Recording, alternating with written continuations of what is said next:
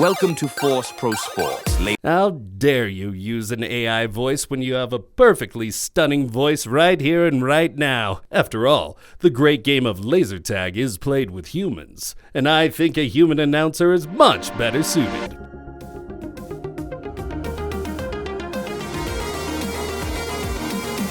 Welcome to ForceProSports Laserforce Podcast with your host, Mr. Mischief. Welcome, everybody, to ForceProSports. Laser tag is the world's next up-and-coming sport. It's tactical, athletic, modern, and innovative. Join us today as I talk about all things Laserforce tournaments and community. My codename is Mr. Mischief. I'm an incredibly amateur laser tag sports analyst who aims to make laser tag presentable and exciting for all. Today I'm joined by just myself, and I want to go over some quick updates with you and not spend too much time on this.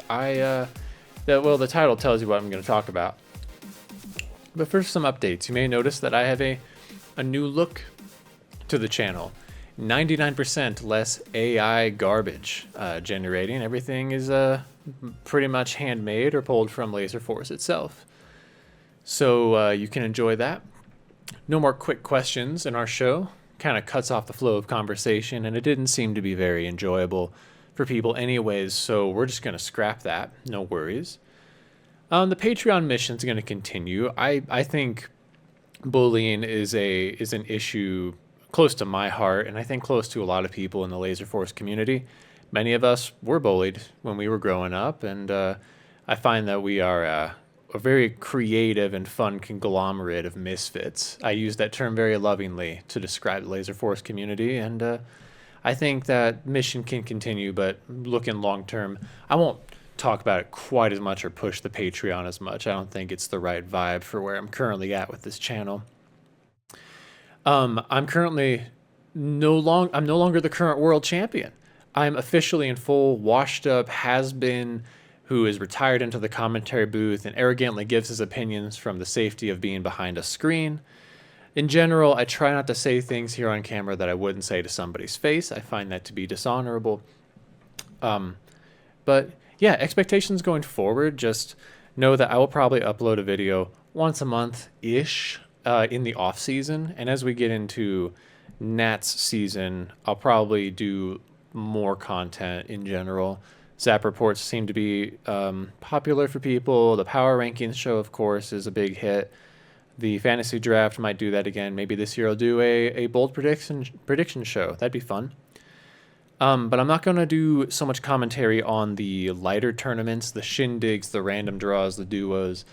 I want to try to keep the competition, the competitiveness, the spotlight more on internationals. At least that's what I'm doing with my channel. So leave any questions you have or comments about that below. Without further ado, I'm going to get into the topic of the day. So basically, I'm going to talk about the problems with our current sight lock rule set and mindset. And I'm going to provide a suggestion for how I would resolve the problem that we have. There is a committee forming as I upload this to discuss some new sight lock restrictions coming into the next year, and there's just a lot evolving in our tournament scene right now. Bringing in Europe, which will drastically increase our player count, just connecting the community on Discord, we're seeing a lot of change pretty quickly. And I've been thinking about what I'm going to share with you today. I've been thinking about it for multiple years. But when I learned the tournament committee was forming and things were going pretty quickly, I thought I had to get this video made and uploaded. So it's been basically on my mind constantly for the past week.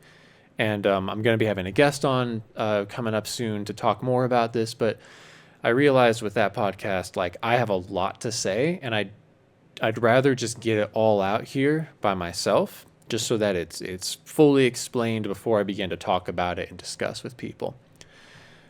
So we're going to just follow a PowerPoint that I made. I'm going to be reading right off the screen for the most part, and we'll get through this. So let's talk about our current Sight lock rules. All right, we're going to eat some humble pie today. So first, let's be honest about winning. I'm speaking to the whole community. I'm speaking to the people in the new tournament committee. I'm speaking to people who are making decisions about this. I'm speaking to new players entering the scene because everybody has a say in this. You know, your voice matters. So let's be honest about winning, first of all. Winning Laserforce tournaments. Winning is fun and losing sucks. Players want to win. Some players want to win so badly that they'll put their chance of winning over competitive integrity, equal opportunity, and growing the community. Some players will not attend a tournament if they don't think they will win or have a good chance to win. Some players who have won in the past are not willing to go back to playing on a lesser team. And finally, we can't expect people to not try to win within the rule set we provide them. I think these are just good fundamental truths about how people work that we need to be aware of. Because I think wishful thinking doesn't help. And I also, I want to be very clear about all of this, I don't want to villainize people who want to win. It's not what I'm saying. And I would be the chiefest of the people who are desperate to win, if anything. So, second, let's be honest about abusing rules. I think this may sound strange, but I think it's a prevalent topic. So, difference between breaking and abusing rules. Breaking rules is illegal, and it is never justified unless the rule makers vote to undo the rule that is being broken. It is never okay to break rules to try to win. And if someone is trying to break rules to win in Laserforce tournaments, they should be reprimanded, punished. They not be allowed to do that. However, abusing rules is legal, and good players frequently do it. I will reference a few different ones. A big one in the American Football National Football League right now is the Jalen Hurts tush push. It's where Jalen Hurts, the quarterback, basically runs him when they have to get 1 yard.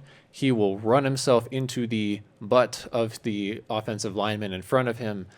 It's a pretty cheeky but smart play. They have done multiple years of trying to vote whether this should remain legal or illegal. It has a 90% success rate. A couple Laserforce example. In Loveland, we have a meta right now where if you're playing heavy weapons on the top floor, you will take a resupply and you will run out and you will just kind of do a relay race, run 10 feet out into the middle of the hallway and then run 10 feet back. And when you are a new player watching Lovelanders do this, you might think, why on earth are you running a relay? This isn't laser tag. It's not the point. Or finally, like if you are playing a game, especially in a tournament with lots of refs, and somebody chases you, but they're not aware of it, and then you just stick your gun out into the hallway and they tag you and then they get a penalty. Oh, that is cheeky. It's legal. It's completely legal, but it's cheeky.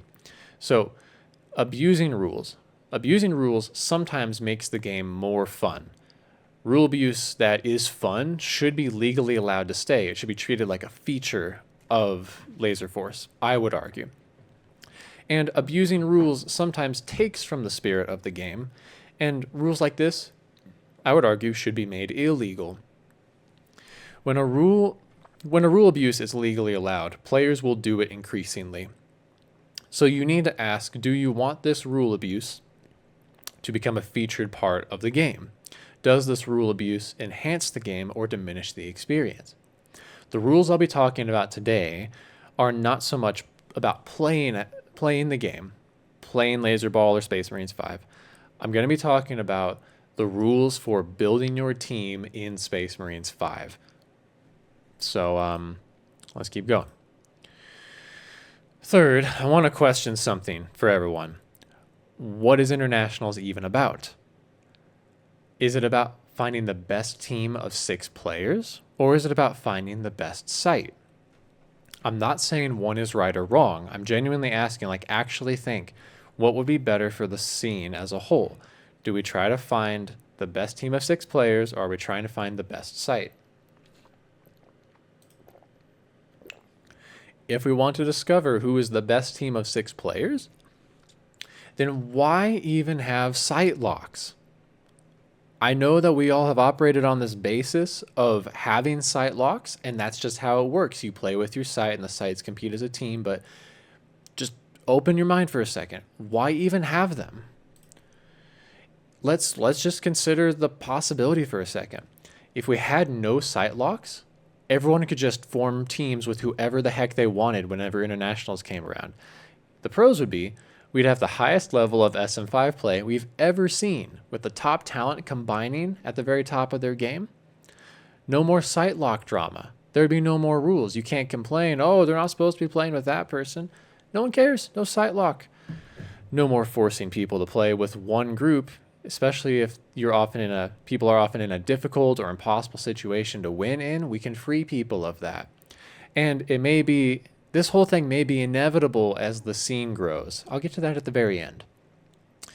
The cons of this are that it punishes middle to low tier players, as they're not going to be able to get onto the same team as higher tier players. There would be rewards for being in with the top level talent, and if you're not in, then you're out, and you're very likely to struggle to ever have a chance of taking first. And the climb from bottom to top is steep, long, and there are many barriers in this situation. Okay, have you considered it? We all just been open-minded for a minute about should we even have site locks? Okay, cool. Now that you've done your homework, let's go to site locks. Let's talk about site locks as though we want them, right?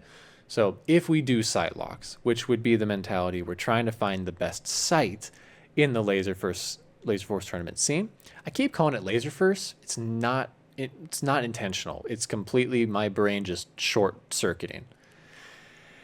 If we're trying to find the best site in the Laserforce scene, the pros are we reward growing and training your own site and your site players. Player success is based on site success. And the stepping stones for new players are a little more outlined. You can start by making it onto your B team. Then you can make it onto your A team. Then your A team can win a home site tournament. Then you can win an away site tournament. Like, there are more stepping stones. But cons. The cons are that this mentality punishes players without home sites. And we have a good chunk of those people right now. It punishes players from low-level, struggling, or dead sites. The people who have an active, thriving member base have so much more potential for the future and even the present than people, just year to year, than people without sites. And finally, you have to play with the same players year after year. And even though this can be good if you like your site, if you don't like the players at your site, this could be honestly a really big hindrance. You might feel stuck or disappointed in the people you get to play with. Your options will feel limited.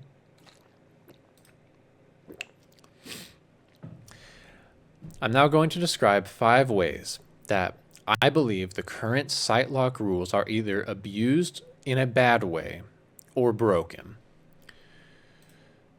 So these are situations I'm outlining for you. I'm not calling out any particular people. I've decided I'm not going to name names because I don't want the drama, basically. I don't want to get into arguments over specific situations. I've been in the tournament scene for the last 11 years. I was in the tournament scene for 10 years. I wasn't in it last year. But I've watched these situations unfold over 10 years in various situations. And so I'm not naming specific people, but anyone who's been in the tournament scene, I challenge you just to go back and look through the different team rosters, and I think you'll find a few of these at the very least. So I'm claiming these happen. If you disagree with me or have a challenge for me, I believe leave a comment, message me directly. I'll based on basically how much I trust you, I'll either be open about the specific teams or I'll give you some generalizations. But scenario 1, a high-level player leaves their home site team to play for another site without meeting the requirements to do so, to, be considered a member of that site. Scenario 2, a site replaces a low-level player from their home site with a high-level player from another site. Scenario 3, a team benches a low-level player for a higher-level mercenary, when I say merc. By the way, I made these 6 caricatures.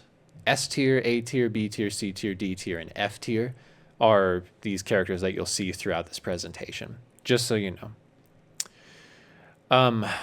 Scenario 4, 2 sets of high-level players combine under the excuse that they couldn't get any other players from their own site, but then you see other players from their site play on a different team.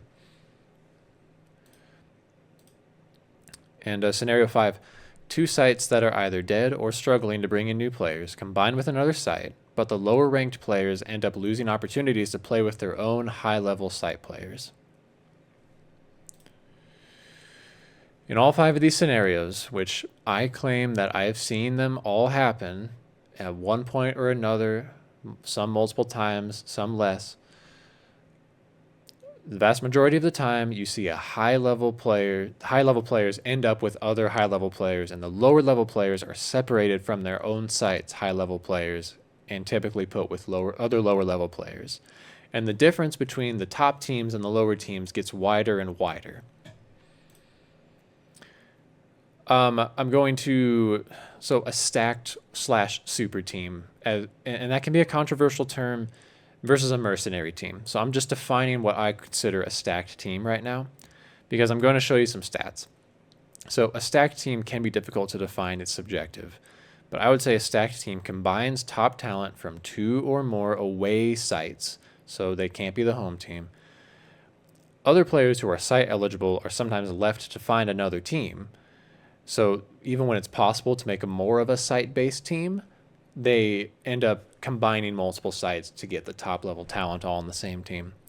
The selection process helps players overcome difficulties typical that you have to deal with when forming a site-based team. And then a mercenary team is more pieced together with the leftovers after other teams have formed. I'm going to show you some stats, and just for clarity's sake, I am showing you exactly the teams that I'm using for the stats of the super or stacked teams and the mercenary teams.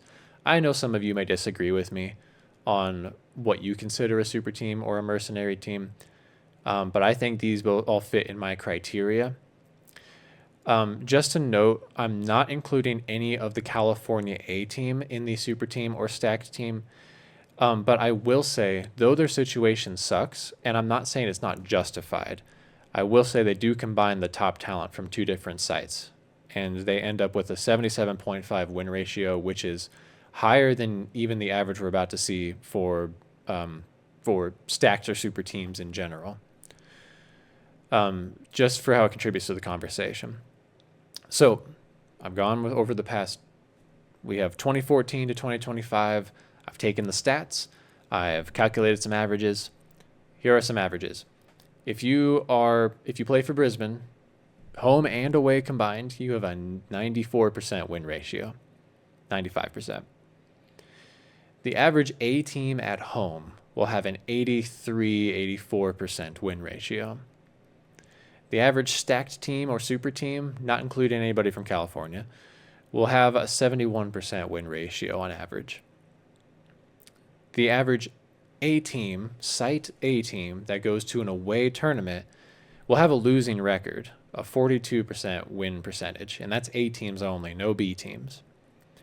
And then finally, the average mercenary team is going to have about a 16% win ratio. So my conclusion from this is that if you are traveling for a tournament, you are far more likely to have success by combining your top talent with another site. Your win ratio will increase from 42% to 71%.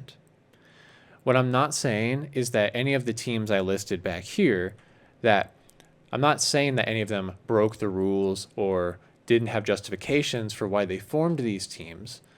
I think US West from 2023 has been taking a lot of random strays recently. I want to remind everyone, they completely operated within the rules at the time for how USA teams were allowed to form. So they didn't do anything illegal. They earned their win. They totally operated within the rule set. But I'm simply saying that if you want a higher chance to win a tournament, you should get yourself on a super team and not play for your home site A team going away. After that, I'd recommend being an A team at home, and the best thing you could do is just move to Brisbane and play for Brisbane. What's the problem? Why am I getting so tight about this? Why am I causing a big stir? Because if Nats is about which 6 players can form the best team possible, then there is no problem. And I say, let's lift site restrictions entirely and let the best of the best compete. If we do that, the game changes, like we no longer are complaining, oh, well, that person should be playing at that site. It doesn't matter anymore if we do that. It would completely solve a lot of problems, don't you think? It would create new ones. I think it would create a lot of new ones. And I personally do not think we should go that route. But I'm just advocating, like, I don't think we treat site restrictions importantly enough, essentially. If we really care that much about having site restrictions, I think we need to find a way to change our current situation. If Nats is about which site can put out the best possible team, then our current system disincentivizes players from playing on their own A team. We should fix this to incentivize people building up and playing on their own site A teams. Even though there are valid excuses for many of these super or stacked teams listed, and none were strictly illegal, we currently have a system where winning is almost impossible unless you play for Brisbane, you are a home field A team, or you are part of a super team. So anyways, my Merc draft rule set. I've complained about the current system. I've talked about how there have been many situations where basically middle or lower tier players have been completely shafted so that higher tier players can end up playing with each other. I cringe to think at how many people might have stayed in the scene or not quit had higher level players from their own site been more willing to invest in them and care about them having a good time. And that includes Loveland. That includes me. Or that includes me as a member of the USA. So, all that being said, I'm going to present you my suggestion and why I think it's good. So, this is called the Merc Draft Rule Set. So, first of all, I've made an example here. This is just a hypothetical. If you're on Loveland A right here, that does not mean you're going to be on Loveland A come Syracuse, or Loveland B does not mean you're going to be on Loveland B. I don't have insider information. Leave me alone, guys. But this is a hypothetical. I'm going to make a few hypotheticals here as far as what possible teams might look like if we had 10 teams going to Syracuse this year. And you're going to see a list of Mercs as well that are going to be those S through F tier players. So here's the thing. Imagine that we established teams, but instead of 6 players, you only needed 3 players to represent a region or a site. So we have some teams of 6, but we have a team of 5, we have a team of 4, and some teams of 3, and we even have a completely empty team, a Merc team. Okay? Why 3 minimum? Easier site representation. People aren't forced to play with people from their site that they dislike or don't work well with or can't fit into their team identity. And even full sites can get the experience of playing with players from other sites. We've run into situations where people haven't been able to field a full team from their site. This would help that problem immensely and prevent people from having to merge sites to basically form more super team situations, where I would argue we are far more likely to cut out and isolate and get rid of a lot of our lower tier players when we do that. Okay, then we establish a draft pool. The draft pool are players who are not on a team.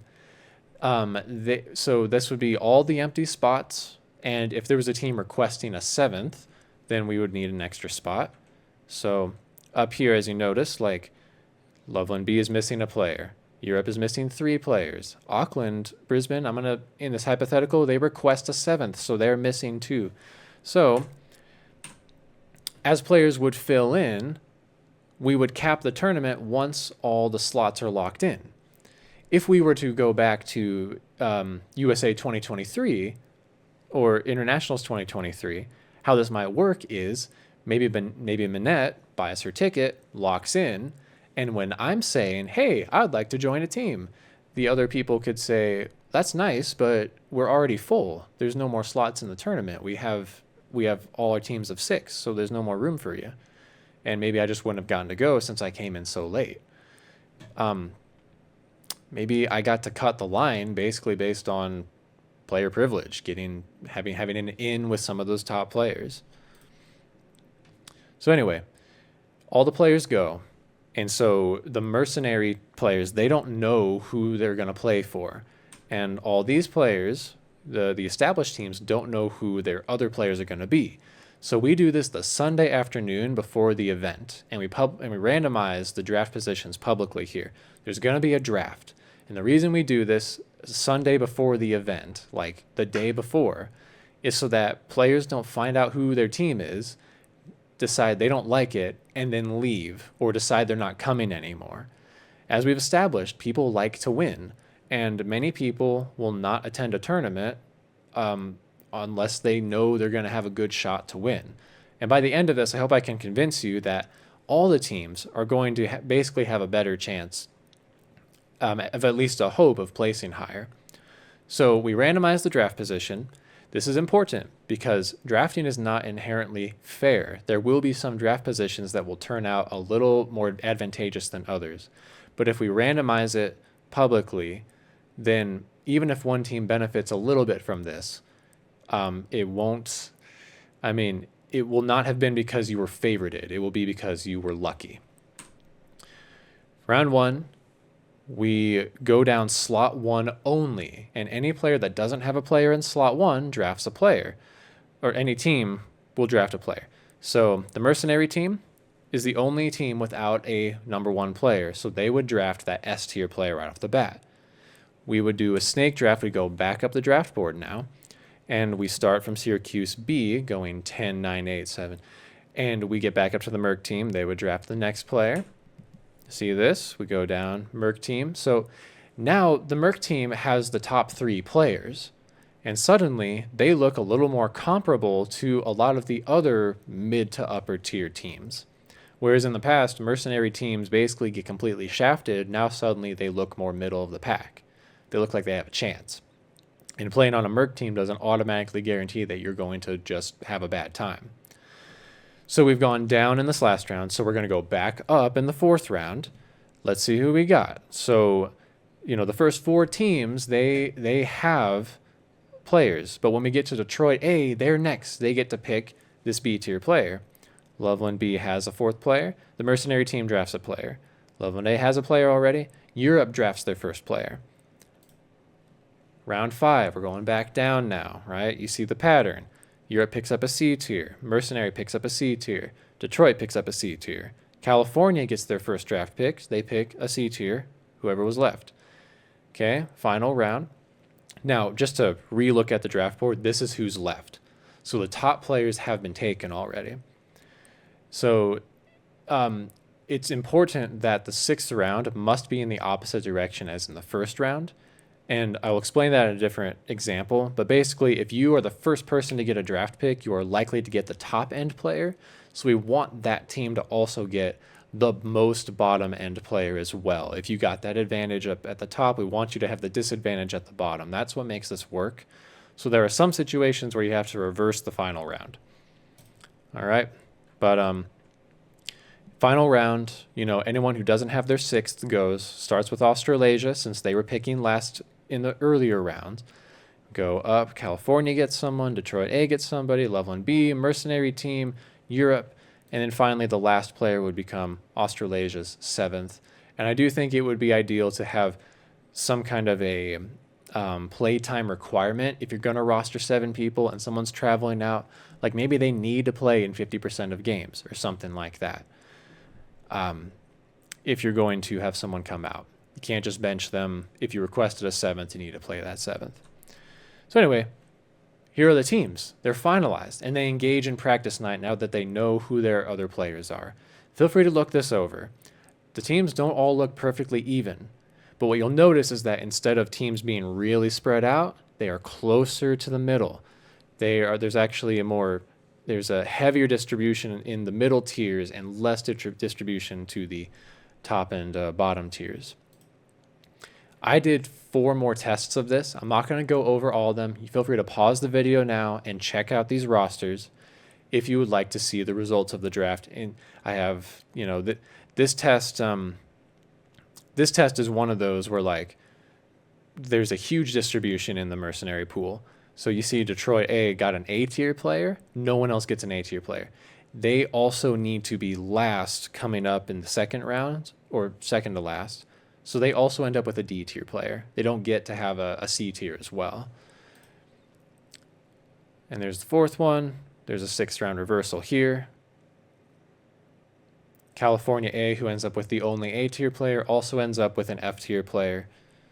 Makes it as fair as possible. Obviously, you can't always predict how good a player is going to be in real life. But anyway, what will this accomplish? Competition that benefits less from mercenary additions and site merging, more from just site additions. Not completely fair, but more fair. It's not completely fair, right? This doesn't make like every team equal, but I'm predicting that this will make it more like the left chart, where you see far more like there's just less difference in the middle, and so games will be closer, and players aren't going to come in automatically doomed to get 0 pointed or to nearly get 0 pointed. And if there are advantages, and there will be advantages, I'm not going to lie to you. I'm not saying this is perfectly fair. There will be advantageous draft positions, but they will at least be randomized, and the reverse final round possibility makes it so that if you had the biggest advantage at the beginning, you have to have the worst advantage at the very end. I will also propose just a couple ideas on top of all this to conclude today, because I'm almost done. Thank you for sticking with me. One thing we could also do, if people do not like the idea of drafting in a snake style, we could also do a budget auction draft where the captains all enter a room, players go up for auction, and you get a budget based on how many players you already have to pick up other people. I would make it so that every player you have already automatically equals a $17 player.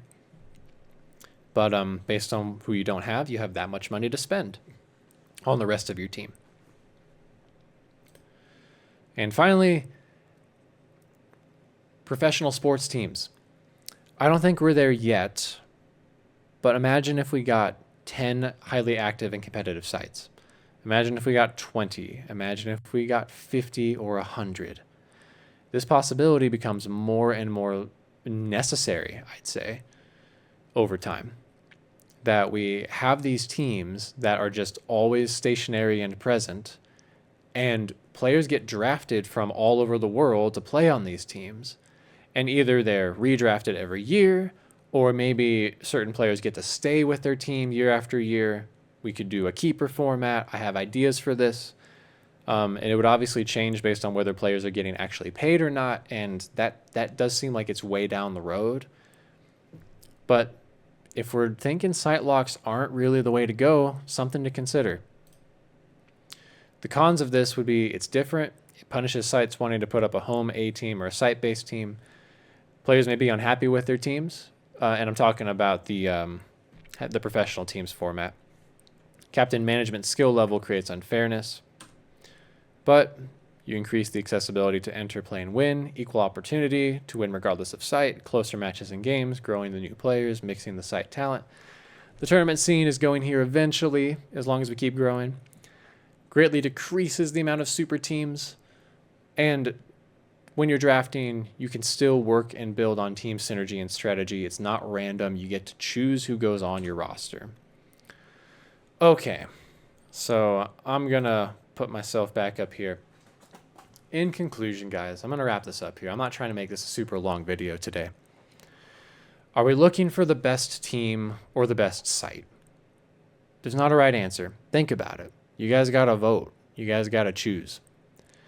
We can't ask people to not try to win or not to try to go hard. So let's fix the boundaries that people have to operate within to win. Incentivize building site teams. And finally, what is best for the community today and going into the future? What kind of behavior do we want to encourage and reward? I'll leave you with that, folks. Thank you so much for listening. Looking forward to a slow, fun year of some more interviews and some more games, and looking forward to the long road to Syracuse 2026. Leave a comment below if you have any thoughts, questions. I'm happy to have open conversation about this and discuss.